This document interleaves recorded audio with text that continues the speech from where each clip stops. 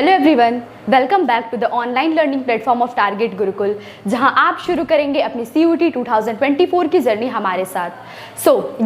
आज का ये सेशन शुरू करने से पहले मैं आपको कुछ चीज़ें बतानी चाहूँगी। जैसे कि फर्स्ट ऑफ ऑल, अगर आपको अपने CUET का पेपर पैटर्न, सिलेबस या मार्किंग स्कीम नहीं पता है तो आप जाके हमारी प्रीवियस वीडियो चेकआउट कर सकते हैं, जिसमें CUET के पेपर पैटर्न, सिलेबस और मार्किंग स्कीम को ब्रीफली डिस्कस किया गया है। और हमारे इंग्लिश के सिलेबस, जैसे क्या आएगा, क्या पढ़ना है और कैसे पढ़ना है, उस प्रीवियस वीडियो में ऑलरेडी ब्रीफली डिस्कस कर चुके हैं हम लोग। तो अगर आपको सिलेबस या मार्किंग स्कीम या पेपर पैटर्न्स के रिगार्डिंग कोई भी डाउट होगा तो आप जाके हमारी वो वीडियो चेकआउट कर सकते हैं। सेकेंडली, मैं आपको ये बताना चाहूँगी कि अगर आपको अपनी CUET 2024 की जर्नी को एक प्रॉपर गाइडेंस में शुरू करनी है तो आप हमारे बैच में इनरोल कर सकते हैं, जो कि है आरंभ batch.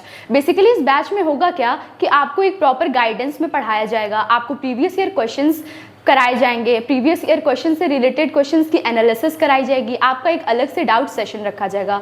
It's totally depends on you guys. अगर आप लेना चाहते हैं, इनरोल करना चाहते हैं तो आप कर सकते हैं। तो चलिए, आज हमारी इंग्लिश का फर्स्ट क्लास होगा, जो कि इस टॉपिक पे होगा फिगर ऑफ स्पीच। बेसिकली मैंने फर्स्ट लेक्चर इस टॉपिक को क्यों चूज़ किया फर्स्ट लेक्चर के लिए, क्योंकि अगर हम किसी भी चीज़ की प्रिपरेशन स्टार्ट करते हैं तो किसी ऐसे टॉपिक से स्टार्ट करना चाहिए जो कि इंटरेस्टिंग हो और जो हमारा इंटरेस्ट बढ़ा दे हमारे सब्जेक्ट के फेवर में। First of all, figure of speech पढ़ने से पहले हम ये जान लेते हैं कि फिगर ऑफ स्पीच क्यों पढ़ना है। आफ्टर ऑल, इसका हमारे सब्जेक्ट में, इंग्लिश में यूज़ क्या है और इसका क्या इंपॉर्टेंस है हमारे सब्जेक्ट में। तो फिगर ऑफ स्पीच यूज़ होता है हमारे किसी भी, जैसे कोई राइटर है, वो कोई भी पोएम, पोएट्री या स्टोरी लिख रहा है या उसका जो भी कंटेंट है, तो फिगर ऑफ स्पीच का काम यही होता है कि अगर कोई कुछ लिख रहा है, कोई कंटेंट है उसका, तो उसको attractive banana. That's it. Figure of speech का बस इतना सा ही काम है कि आपका जो भी कंटेंट है उसको अट्रैक्टिव बनाए, ताकि वो रीडर और लिसनर को थोड़ा और अपनी तरफ अट्रैक्ट करे।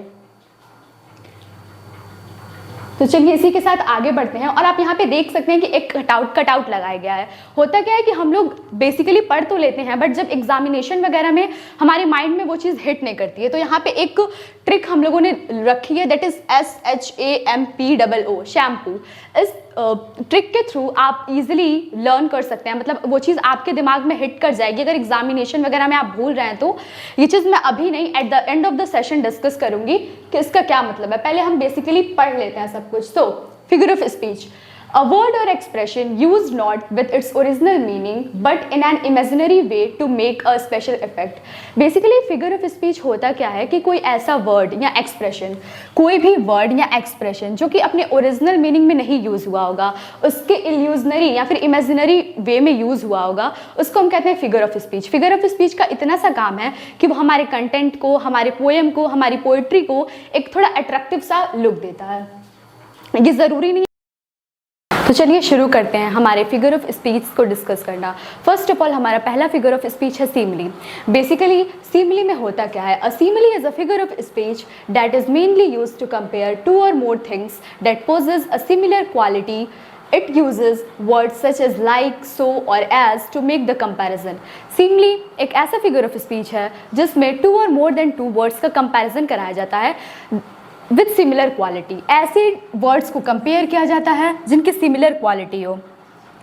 और सिमिली को आइडेंटिफाई करने का सबसे अच्छा तरीका ये है कि अगर किसी भी सेंटेंस या किसी भी कंटेंट में simile figure of speech use हुआ है तो हम उसको ईजिली आइडेंटिफाई कर सकते हैं। अगर उसमें लाइक, सो और एज का यूज़ किया गया है, अगर किसी भी सेंटेंस में लाइक, सो और एज का यूज़ किया गया है तो हम इजीली ये चीज़ आइडेंटिफाई कर सकते हैं कि उसमें सिमिली फिगर ऑफ स्पीच है। तो चलिए इसको कुछ एग्जाम्पल्स के साथ समझते हैं। There are several examples of simile. First one, my love is like a red rose. यहाँ पे माई लव का कंपैरिजन किया गया है रेड रोज से by using a letter like. तो जिस भी कहीं पे भी अगर किसी भी लाइन में या किसी भी लाइन में या फिर किसी भी कंटेंट में अगर कोई कहता है कि आप यहाँ पे फिगर ऑफ स्पीच आइडेंटिफाई करिए और उस सेंटेंस में लाइक, सो और एज का यूज़ किया गया है तो आप इजीली आइडेंटिफाई कर सकते हैं कि वहाँ पे सिमिली है, सिमिली फिगर ऑफ स्पीच या फिर सिमिली पोएट्रिक डिवाइस है। Second one, my brother and I fight like cat and dog all the time. यहाँ पे माई ब्रदर एंड आई का कंपैरिजन किया गया है कैट और डॉग के साथ। Third one, Inyan is always as busy as bee। इनम्यान बहुत ही बिजी रहता है, तो उसका कंपैरिजन यहाँ पे बी से किया गया है by using the letter as. Fourth one, for whatsoever a man soweth that shall he also reap. जैसा कि आप लोग जानते हैं इस वर्ड का मीनिंग कि जो बोएंगे वही काटेंगे। यहाँ पे इस वर्ड का कंपैरिजन किया गया है बाय यूजिंग द लेटर शैल। सो इसी के साथ आगे बढ़ते हैं और डिस्कस करते हैं हमारा second figure of speech. So a metaphor और सीमली में बेसिकली ज़्यादा कोई डिफरेंस नहीं है, लेकिन हाँ कुछ डिफरेंस है, जैसे कि सीमली में एज लाइक यूज होता है और मेटाफर में ये सब चीज़ें नहीं यूज होती हैं। A metaphor is a figure of speech that is use to make a comparison but in a way different from simile. वही जो मैंने बताया कि मेटाफर में भी कंपैरिजन किया जाता है बट सीमली की तरह नहीं। सीमली में सो एज और लाइक वर्ड्स का यूज होता है बट मेटाफर में नहीं होता है। Instead it makes the comparison as if it was literally true. In other words, it can be said that a metaphor is an implied comparison. Metaphor में क्या होता है? Implied comparison होता है। Metaphor में क्या होता है? Implied comparison होता है। It makes a comparison between things or ideas that are really unlike. मतलब किसी ऐसी, जैसे सीमली में हम लोगों ने क्या पढ़ा था कि किसी सिमिलर क्वालिटीज की चीज़ों में कंपैरिजन कराया जा रहा था by using the letter as, so और like. But metaphor भी सीमली जैसा ही है, यहाँ पे भी कंपैरिजन ही कराया जाता है बट ना वो तीनों वर्ड्स यूज होंगे सो एज और लाइक, और ना ही सिमिलर चीज़ों के बीच में कंपैरिजन होगा। यहाँ पे कंपैरिजन होता है दो डिफरेंट थिंग्स हो सकते हैं, जैसे my mother's heart is like a gold. तो यहाँ पे दो डिफरेंट थिंग है, मदर एक तरफ है मदर का हर्ट और एक तरफ है गोल्ड। यहाँ पे प्योरिटी मतलब वो सेंटेंस प्योरिटी दिखा रहा है कि my mother heart is as pure as gold. But यहाँ पे दो चीज़ें अनलाइक है ना, जैसे कि एक नॉन लिविंग थिंग है, एक गोल्ड है और एक माई मदर्स हर्ट है। तो ऐसी अनलाइक चीज़ों का कंपैरिजन होगा जिस भी पोएम या पोएट में या कहीं भी किसी भी सेंटेंस में, तो आप इजीली आइडेंटिफाई कर सकते हैं कि वो मेटाफर है। इसको भी हम कुछ एग्जांपल्स के साथ समझते हैं, जैसे कि my mother has a heart of gold. जैसा कि मैंने बताया यहाँ पे देखिए डायरेक्ट कंपैरिजन किया जाता है मेटाफर में। माई मदर हैज़, यहाँ पे कोई भी लाइक सो और एज वर्ड का यूज़ नहीं किया गया है। My mother has a heart of gold. My friend sister Sharon is a night owl. Sharon जो कि यहाँ पे एक पर्सन का नेम यूज हो गया है, इसको कहा गया नाइट आउल, मतलब वो रात में देर तक जगती होगी या फिर रात में जगती होगी तो उसको नाइट आउल कह दिया गया है। यहाँ पे डायरेक्ट कंपैरिजन किया गया है, बिना कुछ कहे, बिना कुछ वर्ड जैसे एज या लाइक यूज नहीं किया गया है। Third one, my hands were icicles. Icicles मतलब इस तरीके के शेप होते हैं जो ठंड में जैसे बर्फ वगैरह के शेप होते हैं ना, इन किकल्स, तो वही कहा गया है my hands were icicles because of the cold weather, मतलब कि ठंड की वजह से मेरे हाथ इंसिकल्स जैसे शेप में फॉर्म हो गए हैं। Fourth one, you just have to consider the world stage and act accordingly. जैसे कि वर्ल्ड, ये भी एक डायरेक्ट कंपैरिजन ही किया गया, जैसे कि वर्ल्ड मतलब पूरी दुनिया को एक स्टेज मान लो और खुद को एक एक्टर मान लो और एक्ट करो उसके ऊपर, यही यहाँ पे कहा गया है फोर्थ वाले सेंटेंस में। Fifth one, Dilip has a stone heart. Dilip का पत्थर दिल है, मतलब दिलीप एक इंसान है जिसका दिल पत्थर है। यहाँ पे भी डायरेक्ट कंपैरिजन किया है। क्या ऐसा पॉसिबल है कि किसी का दिल पत्थर का हो सकता है? नहीं, ये पॉसिबल नहीं है, लेकिन यहाँ पे कंपैरिजन किया गया है। Third one, personification. पर्सोनिफिकेशन का बेसिक सा इतना सा मतलब है मानवीकरण, जहाँ पे एक ह्यूमन क्वालिटी, जैसे कि personification is a literary technique writers use to add human qualities to non human things. मतलब इसका पर्सोनिफिकेशन का सिंपल सा मतलब है मानवीयकरण। अगर किसी भी नॉन लिविंग थिंग के अंदर लिविंग क्वालिटीज को डाला जाता है तो उसी को हम कह देते हैं पर्सोनिफिकेशन। पर्सोनिफिकेशन का बस इतना सा मतलब है कि कोई भी नॉन लिविंग थिंग है उसको, जैसे कहते हैं माई हार्ट बीट्स या माई हार्ट मतलब मेरा दिल मुझसे कुछ कह रहा है, ये एक हो गया ना कि नॉन लिविंग थिंग को लिविंग थिंग की क्वालिटीज दे देना, उसी को कहते हैं पर्सोनिफिकेशन। बेसिकली ये ऐसे नहीं समझ में आएगा, इसको कुछ प्रॉपर एग्जांपल्स के साथ समझना पड़ेगा। तो कुछ एग्जांपल्स देखते हैं इसके। The wind howled outside her bedroom window. यहाँ पे इस सेंटेंस में कहा गया है the wind howled outside the bedroom window, मतलब जो विंड है वो चीख रहा है विंडो के बाहर। यहाँ पे एक नॉन लिविंग थिंग है, जो विंड है वो नॉन लिविंग थिंग है, बट उसको एक ऐसी क्वालिटी के साथ कंपेयर किया गया हाउल्ड एक लिविंग थिंग या फिर एक लिविंग बीइंग की क्वालिटी होती है ना, तो इसीलिए यहाँ पे हो जाएगा personification. The grease jumped out of the pan. जब भी कोई पैन होता है उसमें वो जो ग्रीस वगैरह लगे होते हैं, जब भी उसको इंडक्शन वगैरह पे रखिए तो वो ऐसे जंप करते हैं, तो वो भी ग्रीस करना एक नॉन लिविंग जो कि है पैन, उसके साथ कंपेयर किया गया है, तो यहाँ पे भी हो जाएगा personification. Third one, the sea होगा यहाँ पे। The sea was angry that night. अब सी जो कि एक नॉन लिविंग थिंग है, एक वाटर है, तो वो एंग्री कैसे हो सकता है? बट ये पर्सोनिफिकेशन का एग्जाम्पल है, तो यहाँ पे ये लिखा गया है कि the sea was angry that night. Fourth one, the bright full moon confidently led me through the forest. जैसे कि इस वाले एग्जाम्पल में ये कहा गया है कि द फुल मून कॉन्फिडेंटली, जैसे कि द फुल मून, जो मून है वो एक पर्सन जो कि बताता है कि क्या करना है क्या नहीं करना है, एज अ गाइड एक्ट करता है और उसको फॉरेस्ट से बाहर निकालता है। तो यहाँ पे मून जो कि नॉन लिविंग थिंग है, उसको लिविंग थिंग की क्वालिटी से मतलब को डिफाइन किया गया है कि हाँ moon as a guide act कर रहा है और हमको फॉरेस्ट से बाहर निकालता है। Fifth one, the curtains danced in the breeze. जब हवा चलती है तो कर्टेन्स डांस करते हैं। डांस करना बेसिकली एक लिविंग बीइंग की क्वालिटी है, बट इसको कंपेयर किससे किया गया है यहाँ पे? कर्टन से। तो यहाँ पे फिर हम लोग का वही पर्सोनिफिकेशन आ जाएगा। इसी के साथ आगे बढ़ते हैं और ये वाला फिगर ऑफ स्पीच डिस्कस करते हैं जो कि है हाइपरबोल। हाइपरबोल का इतना सा मतलब समझिए कि किसी चीज़ को एग्जैक्सरेट करके बताना, मतलब किसी चीज़ को बढ़ा चढ़ा के बताना या फिर फेंकना, इन द सेंस हम इसको अपनी लोकल लैंग्वेज में कह सकते हैं किसी चीज़ को बढ़ा चढ़ा के बताने को फेंकना। तो hyperbole is a figure of speech that uses an exaggerated or extravagant statement to create a strong emotional response. मतलब कि एक स्ट्रॉन्ग इमोशनल रिस्पॉन्स को क्रिएट करने के लिए हमारा ये हाइपरबोल जो फिगर ऑफ स्पीच है वो यूज़ होता है। हाइपरबोल का बस इतना सा मतलब है कि कोई भी सेंटेंस है जिसको बढ़ा चढ़ा के बोलना, वो एक्चुअली में वैसा होता नहीं है बट बोल देते हैं हम लोग एक स्ट्रॉन्ग इमोशन क्रिएट करने के लिए। जैसे कि आप देखेंगे यहाँ पे I am so hungry could eat a horse. अगर किसी को कितनी भी भूख लगी रहे तो ये तो पॉसिबल नहीं है ना कि कोई किसी एक हॉर्स को खा जाए या फिर एक घोड़े को खा जाए, ये पॉसिबल ही नहीं है। लेकिन जो कि ये हाइपरबोल का एग्जाम्पल है तो यहाँ पे ये कहा गया है कि I am so hungry could eat a horse. मुझे इतनी तेज भूख लगी है कि मैं घोड़े को खा सकता हूँ। Second one, I walked a million miles to get here. मैं मीलों दूर से चल के यहाँ पे आ रही हूँ, ये पॉसिबल है नहीं है, लेकिन यहाँ पे हाइपरबोल में यही होता है, हम किसी भी चीज़ को एग्जैक्सरेट करके बताते हैं। Third one, she can here a pin drop a miles away. इस वाले एग्जाम्पल का मतलब ये है कि अगर कोसों दूर एक हल्की सी एक छोटी सी भी आवाज़ हो रही है तो she can hear. It is possible? No, it is not possible. But hyperbole में यही होता है, किसी भी चीज़ को एग्जैक्सरेट करके हम लोग बताते हैं। Fourth one, I died of embarrassment. कोई एम्बैरसमेंट के मतलब एम्बैरसमेंट की वजह से कोई मर सकता है? नहीं, ये भी पॉसिबल नहीं है बिल्कुल भी। ये भी एक हाइपरबोल का प्रॉपर एग्जाम्पल ही हो गया, क्योंकि एम्बैरसमेंट के वजह से कोई मर जाए ये पॉसिबल नहीं है। His brain size of a P, मतलब इसका दिमाग मटर जितना है, ये भी पॉसिबल नहीं है, ये भी बढ़ा चढ़ा के ही बोलने वाला हो गया, इसीलिए हाइपरबोल के अंदर आया है। बेसिकली आप लोगों को इतना सा समझना है कि हाइपरबोल में बस वही चीज़ें आएंगी। ये बहुत ही एक इंटरेस्टिंग फिगर ऑफ स्पीच है, इसको आइडेंटिफाई करना भी काफ़ी ईजी होता है। हाइपरबोल में वही फिगर ऑफ स्पीच मतलब वही सेंटेंसेज आते हैं जिसमें बढ़ा चढ़ा के कोई बात की गई है। जैसे आप ये वाला सेंटेंस देख सकते हैं, his brain is the size of pea. इसका ब्रेन जो है वो पी के साइज का है। Sixth one, that runners faster than the speed of light. It is next to impossible. ये पॉसिबल ही नहीं है कि कोई स्पीड ऑफ लाइट से भी तेज दौड़ पाए, no matter how good he is in running. Next, apostrophe.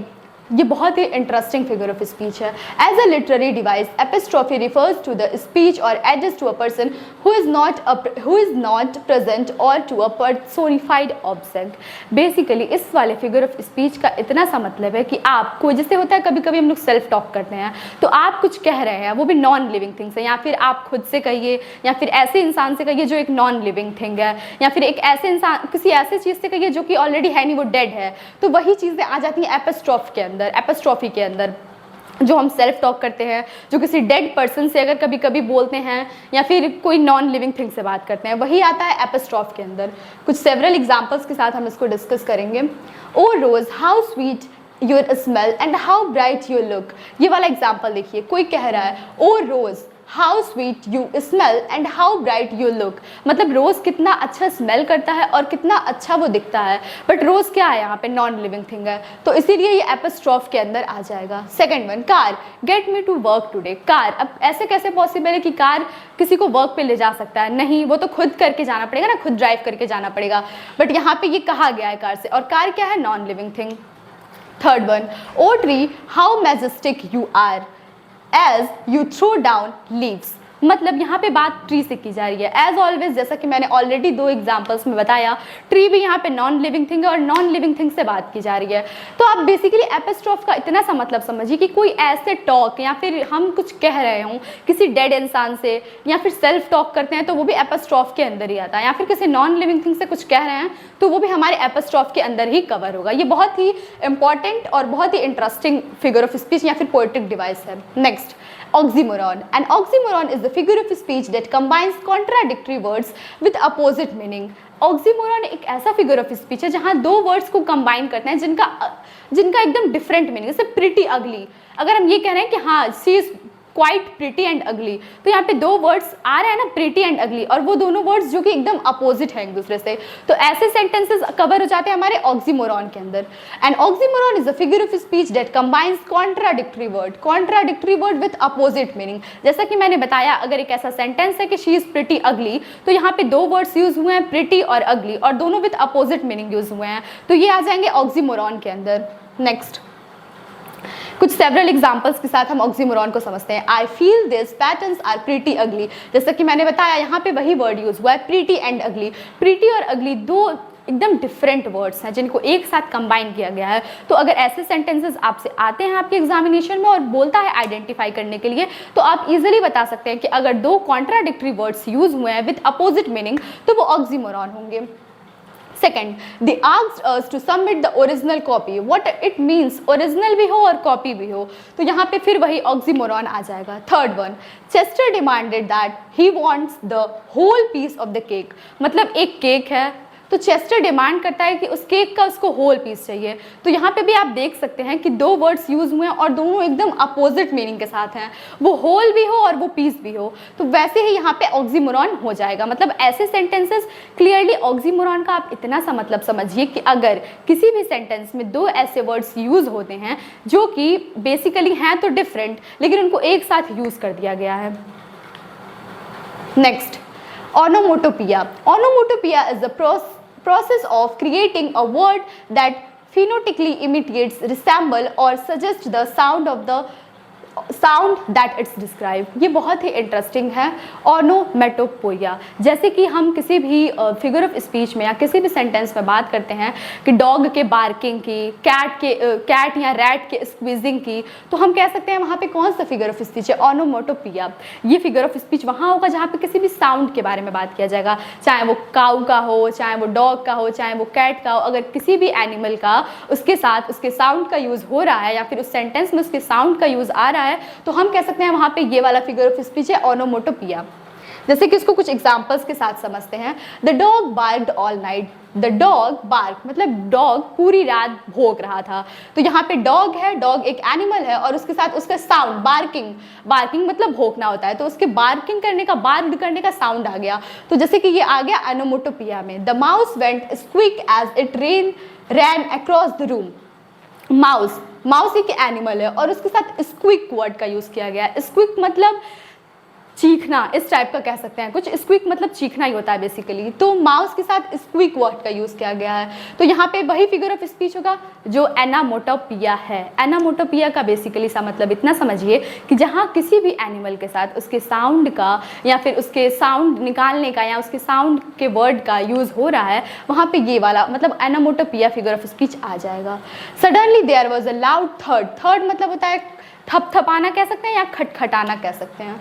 Suddenly there was a loud थर्ड एट द डोर मतलब डोर पे कोई खटखटा रहा है, इस टाइप का। मतलब किसी भी चीज़ का अगर साउंड आ रहा है तो वो हो जाएगा एनोमोटोपिया।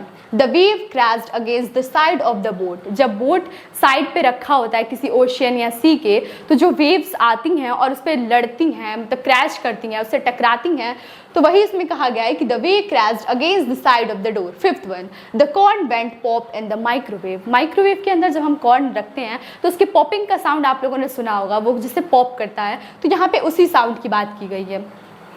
चलिए, as you all guys know, जैसा कि मैंने पहले ही बताया था कि ये कटआउट मैंने लगा रखा है, ये इसलिए ताकि आप लोगों को ये जो हमने फिगर ऑफ स्पीच डिस्कस किया है वो at the time of examination आपके दिमाग में रहे और आपको हिट करे। ये मतलब सिक्वेंशियल फॉर्म में हम देखेंगे कि कौन सा फिगर ऑफ स्पीच कैसे है और इसको इजीली आप कैसे लर्न कर सकते हैं। सो ये मैं at the end of the session एक बार आपको बता देती हूँ ये ट्रिक कैसे है, जिससे कि आपको ये हमेशा फिगर ऑफ स्पीच भूलेगा नहीं जितना आज मैंने पढ़ाया इस लेक्चर में, और हमेशा आपके दिमाग में रहेगा। सो यहाँ पे एक ट्रिक है शैम्पू, SHAMPOO शैम्पू। सो यहाँ पे S stands for सीमली,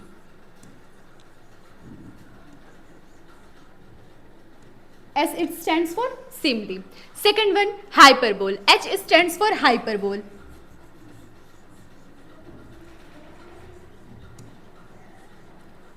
A stands for apostrophe. A stands for apostrophe. M stands for metaphor.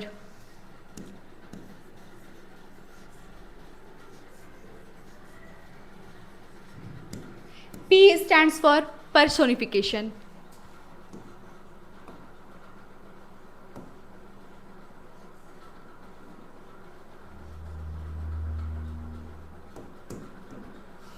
And both the O's stand for, one stands for oxymoron and the second one stands for automatopoeia. Oxymoron. And the last one stands for onomatopoeia.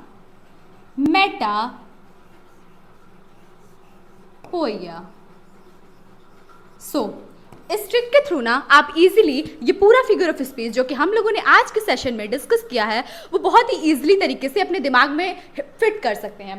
सो एक बार और मैं बता देती हूँ, ये जो भी आज हम लोगों ने पूरा फिगर ऑफ स्पीच पढ़ा है, द फर्स्ट वन उसका ट्रिक है मेनली आपको बस शैम्पू याद रखना है, शैम्पू, जिससे कि ये पूरा फिगर ऑफ स्पीच आपको सिक्वेंशियल फॉर्म में याद रहेगा। So S stands for simile, H stands for hyperbole, A stands for apostrophe, M stands for metaphor, P stands for personification and both the O's stands for oxymoron and onomatopoeia.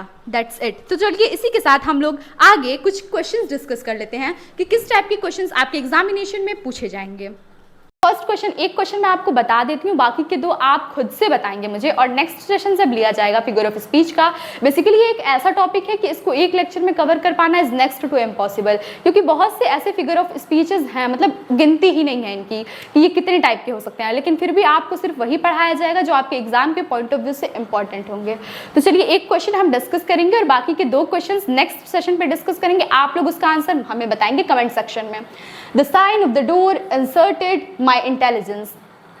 अच्छा, ऐसा possible है क्या कि कोई non living thing किसी living thing को insult कर सकती है? मतलब एक साइन है, the sign on the door insulted my intelligence. यहाँ पे आप लोग पहले बताइए कि कौन सा फिगर ऑफ स्पीच होगा, क्योंकि यहाँ पे एक नॉन लिविंग थिंग को एक लिविंग थिंग, ये मैंने बताया था ना कि ऐसा पर्सोनिफिकेशन में ही होता है कि मानवीकरण, बेसिकली एक नॉन लिविंग थिंग एक्टिविटी करता है as a living thing. Next दो क्वेश्चंस भी मैं बता देती हूँ बट ये आप लोग सॉल्व करेंगे, जैसे कि variety is the spice of life. मतलब वैरायटी, कोई भी अगर आपकी लाइफ है तो आप उसमें वैरायटी ऑफ थिंग्स अगर कर रहे हैं तो वो आपकी लाइफ के लिए एज अ स्पाइस वर्क करती है। तो आप इसमें बताइए इसमें कौन सा फिगर ऑफ स्पीच होगा, मैं इसको बताऊंगी नेक्स्ट सेशन पे। बाकी एक और क्वेश्चन एड ऑन है, oh solitude where are the charms that sages have seen in my face. इसका भी आंसर आप हमें कमेंट सेक्शन में बताएंगे, अदरवाइज मैं नेक्स्ट सेशन में डिस्कस करूंगी। तो मिलते हैं फिगर ऑफ स्पीच के पार्ट 2 में, जहाँ पे कुछ और भी फिगर ऑफ स्पीचेस हैं, पोएटिक डिवाइसेस हैं जो डिस्कस की जाएंगी। उसके बाद जाके आपका ये टॉपिक कंप्लीट होगा। That's it.